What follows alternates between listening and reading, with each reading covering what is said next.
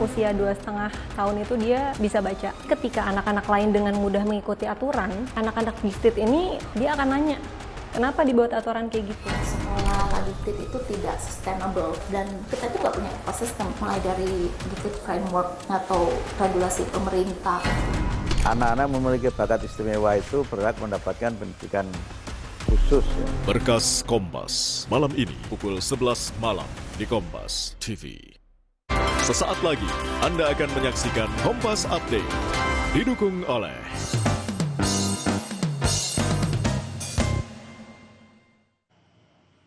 Anda menyaksikan Kompas Update pukul 19.00 waktu Indonesia Barat. Saudara, pabrik ekstasi rumahan di kawasan Kedoya Utara, Jakarta Barat digerebek aparat reserse narkoba Polsek Sawah Besar, Polres Metro Jakarta Pusat. Dalam penggerebekan, polisi menangkap 6 orang tersangka. Petugas juga mengamankan barang bukti 2 unit mesin pencetak narkoba, 3.232 butir pil ekstasi, dan 44 kg bahan baku pembuat ekstasi. Terbongkarnya home industry pil ekstasi setelah petugas Polsek Sawah Besar menangkap seorang kurir pada 12 Oktober lalu. Kurir tersebut ditangkap saat akan mengirimkan bahan baku kepada para tersangka.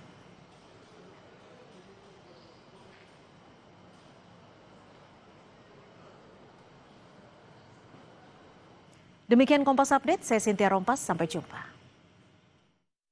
Terima kasih Anda telah menyaksikan Kompas Update, didukung oleh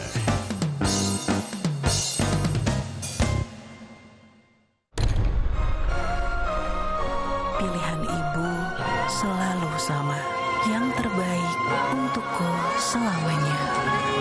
Morinaga, nutrisi pilihan tepat untuk bangun potensi anak.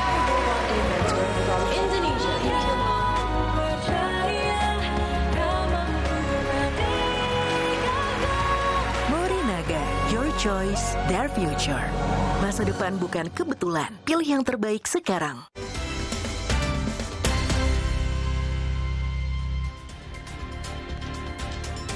Saudara, Presiden Prabowo Subianto menyebut dalam 3 tahun mendatang Indonesia akan produksi mobil buatan asli Indonesia.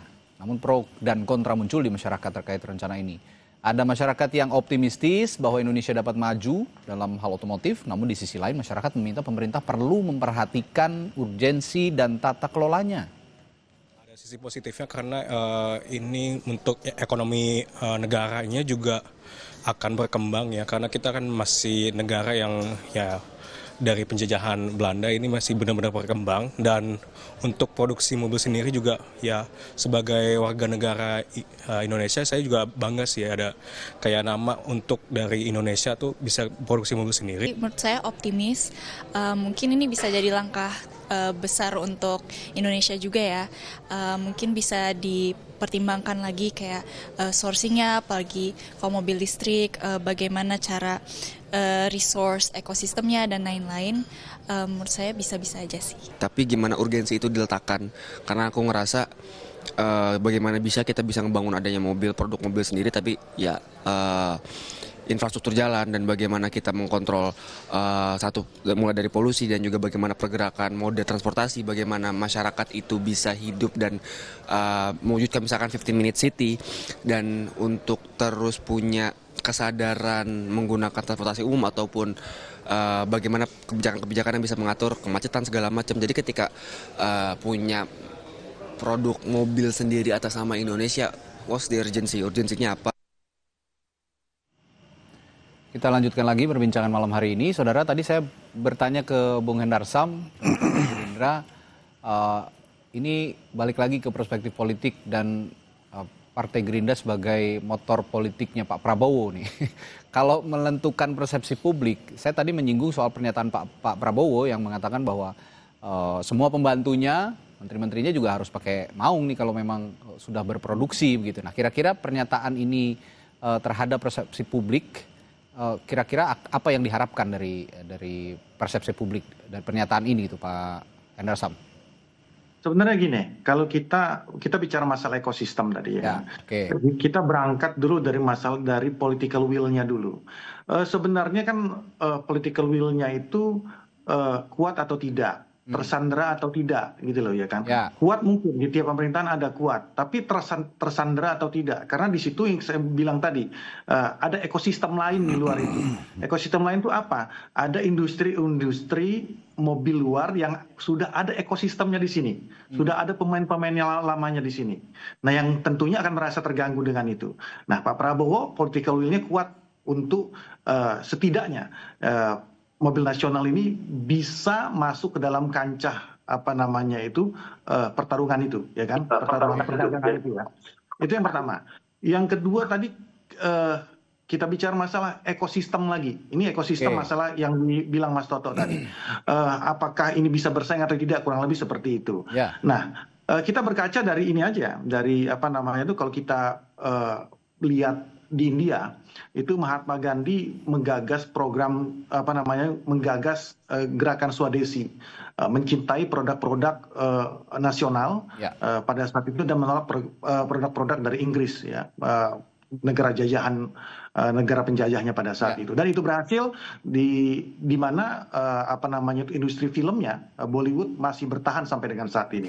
Jadi bukan hanya tentang masalah material dan bentuk ininya saja, di sini ada rasa nasionalisme yang ingin kita tanamkan, bahwa mencintai produk-produk nasional itu dimulai dari siapa? Dimulai dari Pak Prabowo itu sendiri, dan dimulai dari pembantu-pembantunya, dan itu akan menular kepada kita semua. Nah, yang ketiga, masalah produksinya, bisa atau tidak kita melakukan hal tersebut. Jangan salah, Maung ini dibuat dari bengkel-bengkel otomotif kecil yang ada. Saya tahu, sekarang saya kenal orang-orangnya, dan banyak sekali, bukan cuma motor, bukan cuma mobil dan motor, kita bisa sebenarnya produksi, mau itu motor listrik atau tidak, ya kan, membuat mesin dari besi cor yang sama presisinya, dan lagi elemen-elemen lain. Contoh, saya nggak usah jauh-jauh, seperti knalpot dari Purbalingga. Ini sudah sampai dipakai di Amerika loh. Dan jadi kita itu nggak kekurangan mengenai masalah. Jadi elemen tentang masalah produksi, masalah ekosistem setidaknya bisa kita gunakan untuk produksi dalam negeri sendiri. Ya, saya ada pertanyaan lanjutan soal ekosistem, masih berkutat di ekosistem. Kalau nanti diproduksi, ini maksudnya akan tetap diproduksi Pindad informasinya ya, atau akan mendirikan perusahaan baru yang Anda terima informasinya? Saya belum tahu, saya belum konfirmasi tentang masalah itu, apakah itu nanti akan diproduksi oleh Pindad atau tidak. Mungkinan dari Menteri Perindustrian yang akan yang lebih tepat untuk menyampaikannya. Tapi yang pasti sudah disampaikan ini menjadi program strategis nasional PSN. Kalau gitu saya sebelum Mas Toto ke Pak Yusri dulu ya, Mas Toto, bentar, untuk melanjutkan pertanyaan saya tadi. Menurut Pak Yusri nanti bagusnya diproduksi Pindad atau mendirikan perusahaan baru kalau memang melihat ekosistem otomotif kita yang sekarang masih belum terbangun begitu, Pak Yusri? Kalau pertanyaan ini bisa saya jawab. Kita melihat secara logika saja berdasarkan portofolio yang sudah ada, yang sudah sekian lama dilakukan oleh Pindad, maka sebaiknya Pindad saja sebagai yang menangani proyek mobil nasional ini atau proyek strategis nasional ini. Sehingga kendala-kendala yang biasanya terjadi di pabrik-pabrik baru gitu, itu bisa dikurangi karena mereka sudah memiliki pengalaman terlebih dahulu. Demikian.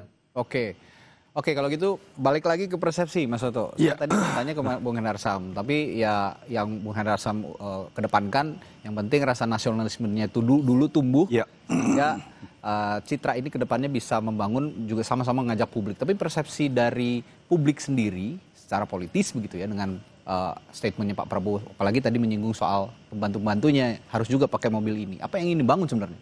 Iya, kita apresiasi kalau bicara niatan baik, menularkan semangat nasionalismenya. Tapi pertanyaannya kan adalah ketika masuk ke level aksi, apa yang kemudian kita bisa pelajari dari kegagalan-kegagalan di masa lalu? Apa yang bisa dipelajari dari kegagalan dari negara-negara lain? Jangan sampai kemudian niatan yang besar ini ketika dijalankan dengan cara yang salah itu tidak meninggalkan legacy. Dan itu pernah terjadi pada Timor dan pada SMK. Itu yang saya ingin tekankan. Poinnya seperti ini. Saya pikir seringkali kita melihat, baik di Indonesia atau negara lain, sebuah niatan besar atau membangun legacy, pada akhirnya hanya dilihat dan diingat sebagai sebuah kampanye atau gimmick ketika dipaksakan dilakukan dalam waktu cepat dan kemudian dalam jumlah yang sifatnya massal. Contoh, saya tidak setuju, kita bicara MBG sedikit saja ya. Saya tidak setuju ketika orang ada membandingkan Indonesia itu lebih maju dalam konteks memberikan makan gratis karena dalam waktu hampir tidak sampai 1 tahun sudah memberikan lebih dari 30 juta anak. Brazil butuh 11 tahun 40 juta anak. Harusnya yang dilihatkan adalah dalam sejarahnya adalah Brazil melakukan ini karena memang bukan untuk kampanye politik, tapi dalam konteks untuk mengembangkan pangan nasional yang lebih murah, dan ini membutuhkan waktu untuk mencapai kualitas yang baik. Pak Prabowo kan sudah bukan ingin masuk rekor muri atau Guinness Book World of Record, memberikan makan terbanyak dengan waktu tercepat. Sama dengan logika ketika kita berbicara mengenai industri otomotif ya. Saya berharap sekali Pak Prabowo bukan sekedar ingin melaunching produk atau merek. Karena itu pernah terjadi pada Timor, pada SMK. Tapi yang dibutuhkan oleh Indonesia kan bukan sekedar melihat menterinya memiliki mobil dengan merek nasional. Kalau sekedar itu, Mas Radi, yang namanya Kijang pun itu mereknya nasional. Karena sekedar dirakit. Yang Indonesia inginkan kan adalah bagaimana kita bisa masuk berkiprah dalam industri otomotif global. Sehingga efeknya bukan sekedar bicara launching produk, tapi mengembangkan perekonomian dan pada akhirnya menjadi kebanggaan nasional. Ya, tapi kalau kita bicara keberlanjutan supaya mengikat dan berkesinambungan gitu, kira-kira apa yang harus diakselerasi? Apakah undang-undang atau apa secara politis? Saya tidak tahu ya, ini mungkin Pak Yusrin bisa lebih menjelaskan. Tapi ini tidak mudah. Saya membaca apa yang dibangun oleh Cina misalnya. Bagaimana Cina misalnya dalam waktu beberapa tahun terakhir saja itu membuat 600 aturan dalam konteks untuk membangun ekosistem industri otomotif termasuk untuk bicara mengenai EV tadi, baik di level pusat ataupun di level daerah. Karena fokusnya adalah membangun ekosistem bukan sekedar melaunching produk. Dan itu yang menyebabkan kenapa 70 tahun semenjak pertama kali China membangun truknya sendiri tahun 53, di launching tahun 56, baru kemudian di tahun 2023 atau 2022 kita tahu misalnya BYD menjadi simbol yang mengalahkan Tesla dalam konteks majunya peradaban untuk kemudian mengembangkan EV. Oke, kalau gitu untuk diperjelas lagi saya tanya ke Pak Yusri dulu sebelum terakhir nanti ke Bung Hendarsam. Pak Yusri, kalau demikian untuk mengikat dan berkesinambungan menurut perspektif otomotif, apa yang harus diakselerasi kira-kira? Oke, saya rasa ini pemerintah harus memberikan proteksi termasuk dengan insentif fiskal, kemudian mewajibkan membangun semangat Monas atau Mopnas ini sebagai ikon. Karena kita tahu kita cinta produk Indonesia, kita harus bangun. Ini akan menjadi rasa nasionalisme pada mobil ini. Nah, demikian pasar lokal untuk sementara akan menjadi pasar yang mendominan dari produk kita. Selain cepat kita bisa beradaptasi dengan kebutuhan internasional, maka kita perlu dengan merek yang sudah terkenal. Dalam hal ini kita bisa mempercepat teknologi dan tidak ketinggalan, fokus kepada mobil listrik. Saya rasa begitu. Oke, baik. Ya, Bang Adi. Baik, tadi Bung Hendarsam sudah menyinggung masalah SDM juga sebenarnya kan, SDM lokal yang juga bisa berkompetisi untuk membangun ekosistem yang disinggung oleh Mas Toto tadi. Sejauh ini sudah cukup mumpunikah Bung Hendarsam? Saya termasuk orang penggiat otomotif sebenarnya ya. Jadi saya cukup tahu lah ya, bagaimana sebenarnya industri lokal kita ini cukup dan lebih dari cukup sebenarnya kuat. Tinggal itu tadi political will daripada pemerintah untuk mendukung masalah tersebut. Bagaimana Indonesia ya tanpa dukungan pemerintah di kurang lebih belasan tahun yang lalu sampai dengan sekarang ini di industri otomotif dimodifikasi contohnya itu banyak sekali menjuarai event-event di dunia. Nah ini sebenarnya yang tinggal digeser saja ke hal yang lebih dari industri kreatif ya kan ke industri yang lebih sifatnya ke perdagangan kan seperti itu. Jadi kedua hal ini bukan hal yang sulit karena saya menyaksikan sendiri bahwa kita apa namanya itu anak-anak bangsa kita mampu kok untuk lakukan itu dan sudah lakukan itu.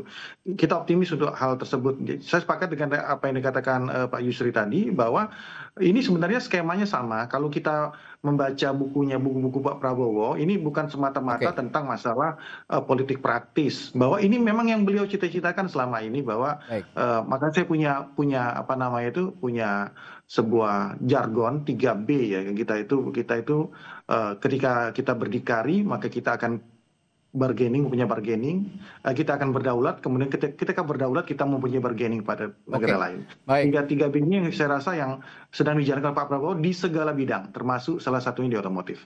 Optimismenya Bung Hendarsam kita apresiasi, optimistis betul, harus memang kita menatap ke depan.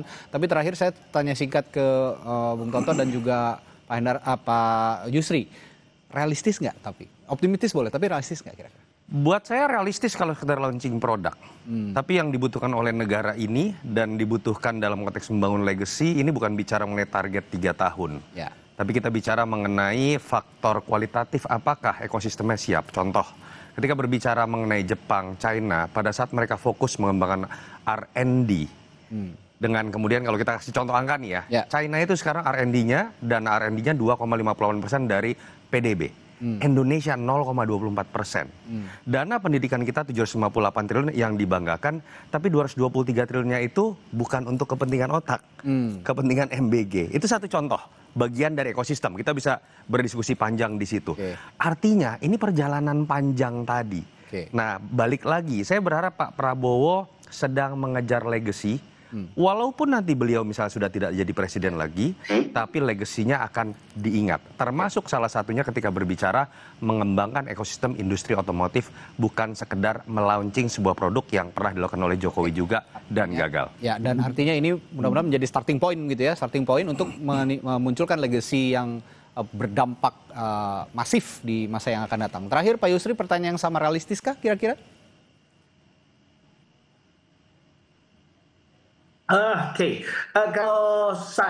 Kalau ini memang fokusnya, jadi ke tipe mesin. Kalau proyek mobilisasi ini, PSN ini fokus kepada kita bisa manfaatkan, yaitu EV, electrical vehicle, saya lebih ketimbang mempertahankan dengan mobil bermesin konvensional ya. Nah, otomatis hal-hal lainnya seperti dikatakan Pak atau tadi juga itu juga betul-betul memang yang menjadi untuk membuat yang berkelanjutan. Saya rasa mudah-mudahan Bismillahirrahmanirrahim disampaikan oleh Pak Prabowo ini jadi terwujud ya. Dan kami sebagai orang-orang otomotif sangat berharap Mobnas ini. Demikian. Saya dulu mengalami juga pada era produksi Timor gitu ya. Saya sebagai orang Indonesia juga cukup bangga sebenarnya kalau memang bisa sustain hingga hari ini. Tapi buktinya tidak gitu ya. Mudah-mudahan ya tadi Bismillah ya kalau kata Pak Yusri, ini juga bisa jadi starting point. Tidak hanya sekedar gimmick gitu ya untuk sekedar menunjukkan citra pemerintah bahwa cinta produk nasional, tapi membangun ekosistem yang lebih besar untuk dirasakan beberapa tahun ke depan oleh masyarakat dan bisa dibanggakan di kancah global. Terima kasih perbincangan malam hari ini, Bung Toto. Terima kasih. Juga Bung Hendarsam dan juga Pak Yusri. Terima kasih Mas Raji. Kita akan jumpa Mas Toto. Thank you Bang Yusrin, Bang Hendarsam. Ya, terima kasih. Saudara, setelah jeda kami akan hadirkan informasi lainnya. Tentara Israel kembali serang warga Gaza melalui serangan udara pada hari Minggu. 44 orang dilaporkan tewas. Sesaat lagi informasinya di Sapa Indonesia Malam.